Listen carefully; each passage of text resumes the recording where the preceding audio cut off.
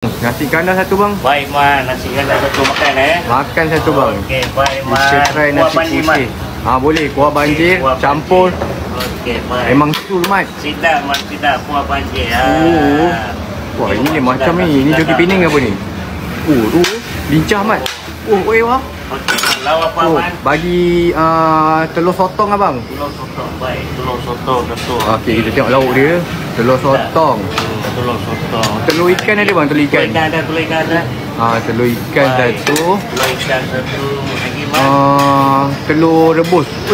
Telur rebus telur rebus ada, telur dia ada. cicah dulu telur rebus dah, Telur rebus satu lagi. Telur dadah. Telur dadah murtabak ini. Murtabak. Sedap bang, lagi sotong man. Bang, sotong. Baik. Memang padu man. Besar mat sotong dia. Memang sedap man ni. Sedapnya ya Allah. Okey, potong Okey. Ni apa lagi nak ambil abang? Okey abang, ini kita punya kedai special abang. Samsudin punya ayam bawang Okey. Boleh Ayam bawang boleh bang? Ayam bawang. Ayam bawang. Sedap. Memang sedap. Saya dengar sini ada perut kambing. Ada perut kambing Ada perut kambing boleh? Ada.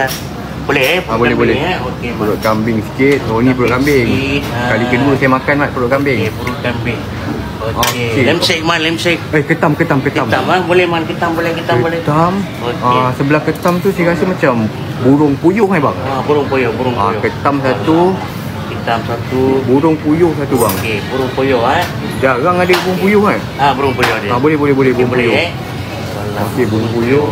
Okey, lemseng. Walah, paling sedap ni lemseng. Wajib beli man. Paling sedap ni. Tengok pistol lemseng ni. Wow. Ini lembut.